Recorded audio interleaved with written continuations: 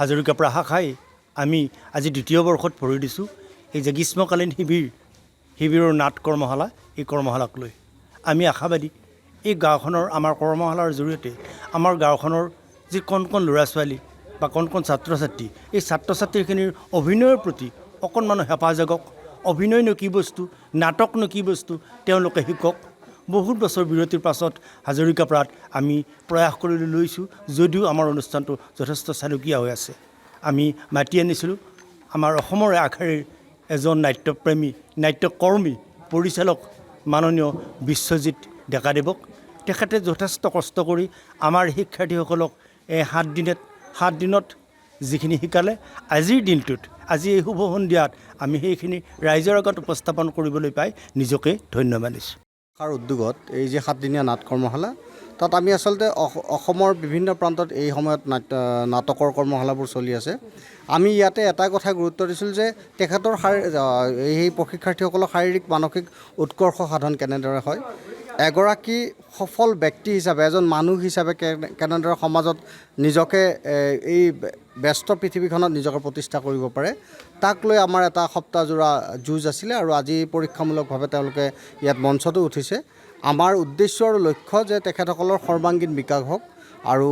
নাটক এইদৰে হওক নাটকে আচলতে সমাজ আৰু সংস্কৃতিক জীয়াই ৰাখে। গতিকে নাটক এটা অবিৰত ধাৰাত গতি হৈ থাকিলেহে সমাজৰ সৰ্বাংগীন বিকাশ হ'ব। গতিকে মই ভাবোঁ যে নাটক সদায় বা নাটকৰ এটা পৰিৱেশ থাকিলে আমাৰ সমাজখন এটা সুন্দৰ বান্ধোনেৰে বান্ধ খাই থাকিব। Thank you. হাজৰিকাৰ পৰা শাখাই আমি আজি দ্বিতীয় বৰ্ষত ভৰি দিছোঁ এই যে গ্ৰীষ্মকালীন শিবিৰৰ নাট কৰ্মশালা এই কৰ্মশালাক লৈ আমি আশাবাদী এই গাঁওখনৰ আমাৰ কৰ্মশালাৰ জৰিয়তে আমাৰ গাঁওখনৰ যি কণ কণ ল'ৰা ছোৱালী বা কণ কণ ছাত্ৰ ছাত্ৰী এই ছাত্ৰ ছাত্ৰীখিনিৰ অভিনয়ৰ প্ৰতি অকণমান হেঁপাহ জাগক অভিনয়নো কি বস্তু নাটকনো কি বস্তু তেওঁলোকে শিকক বহুত বছৰ বিৰতিৰ পাছত হাজৰিকাপাৰাত আমি প্ৰয়াস কৰি লৈছোঁ যদিও আমাৰ অনুষ্ঠানটো যথেষ্ট চালুকীয়া হৈ আছে। আমি মাতি আনিছিলোঁ আমাৰ অসমৰে আগশাৰীৰ এজন নাট্যপ্ৰেমী নাট্যকৰ্মী পৰিচালক মাননীয় বিশ্বজিৎ ডেকাদেৱক তেখেতে যথেষ্ট কষ্ট কৰি আমাৰ শিক্ষাৰ্থীসকলক এই 7 দিনত যিখিনি শিকালে আজিৰ দিনটোত আজি এই শুভ সন্ধিয়াত আমি সেইখিনি ৰাইজৰ আগত উপস্থাপন কৰিবলৈ পাই নিজকে ধন্য মানিছোঁ। উদ্যোগত এই যে 7দিনীয়া নাট কৰ্মশালা তাত আমি আচলতে অসমৰ বিভিন্ন প্ৰান্তত এই সময়ত নাটকৰ কৰ্মশালাবোৰ চলি আছে। আমি ইয়াতে এটা কথা গুৰুত্ব দিছিলোঁ যে তেখেতৰ এই প্ৰশিক্ষাৰ্থীসকলৰ শাৰীৰিক মানসিক উৎকৰ্ষ সাধন কেনেদৰে হয়, এগৰাকী সফল ব্যক্তি হিচাপে এজন মানুহ হিচাপে কেনেদৰে সমাজত নিজকে এই ব্যস্ত পৃথিৱীখনত নিজকে প্ৰতিষ্ঠা কৰিব পাৰে তাক লৈ আমাৰ এটা সপ্তাহজোৰা যুঁজ আছিলে আৰু আজি পৰীক্ষামূলকভাৱে তেওঁলোকে ইয়াত মঞ্চতো উঠিছে। আমাৰ উদ্দেশ্য আৰু লক্ষ্য যে তেখেতসকলৰ সৰ্বাংগীন বিকাশ হওক আৰু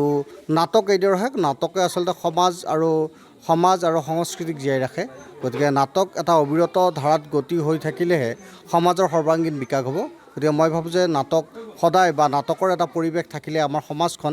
এটা সুন্দৰ বান্ধোনেৰে বান্ধ খাই থাকিব। Thank you. হাজৰিকাৰ পৰা শাখাই আমি আজি দ্বিতীয় বৰ্ষত ভৰি দিছোঁ এই যে গ্ৰীষ্মকালীন শিবিৰৰ নাট কৰ্মশালা এই কৰ্মশালাক লৈ আমি আশাবাদী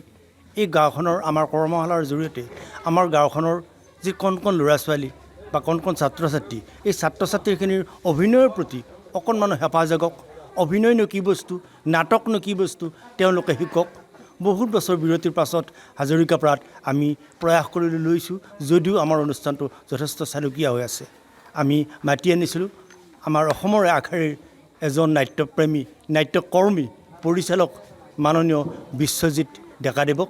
তেখেতে যথেষ্ট কষ্ট কৰি আমাৰ শিক্ষাৰ্থীসকলক এই 7 দিনত যিখিনি শিকালে আজিৰ দিনটোত আজি এই শুভ সন্ধিয়াত আমি সেইখিনি ৰাইজৰ আগত উপস্থাপন কৰিবলৈ পাই নিজকে ধন্য মানিছোঁ। উদ্যোগত এই যে 7দিনীয়া নাট কৰ্মশালা তাত আমি আচলতে অসমৰ বিভিন্ন প্ৰান্তত এই সময়ত নাটকৰ কৰ্মশালাবোৰ চলি আছে। আমি ইয়াতে এটা কথা গুৰুত্ব দিছিলোঁ যে তেখেতৰ এই প্ৰশিক্ষাৰ্থীসকলৰ শাৰীৰিক মানসিক উৎকৰ্ষ সাধন কেনেদৰে হয়, এগৰাকী সফল ব্যক্তি হিচাপে এজন মানুহ হিচাপে কেনেদৰে সমাজত নিজকে এই ব্যস্ত পৃথিৱীখনত নিজকে প্ৰতিষ্ঠা কৰিব পাৰে তাক লৈ আমাৰ এটা সপ্তাহজোৰা যুঁজ আছিলে আৰু আজি পৰীক্ষামূলকভাৱে তেওঁলোকে ইয়াত মঞ্চতো উঠিছে। আমাৰ উদ্দেশ্য আৰু লক্ষ্য যে তেখেতসকলৰ সৰ্বাংগীন বিকাশ হওক আৰু নাটক এইদৰে নাটকে আচলতে সমাজ আৰু সংস্কৃতিক জীয়াই ৰাখে গতিকে নাটক এটা অবিৰত ধাৰাত গতি হৈ থাকিলেহে সমাজৰ সৰ্বাংগীন বিকাশ হ'ব গতিকে মই ভাবোঁ যে নাটক সদায় বা নাটকৰ এটা পৰিৱেশ থাকিলে আমাৰ সমাজখন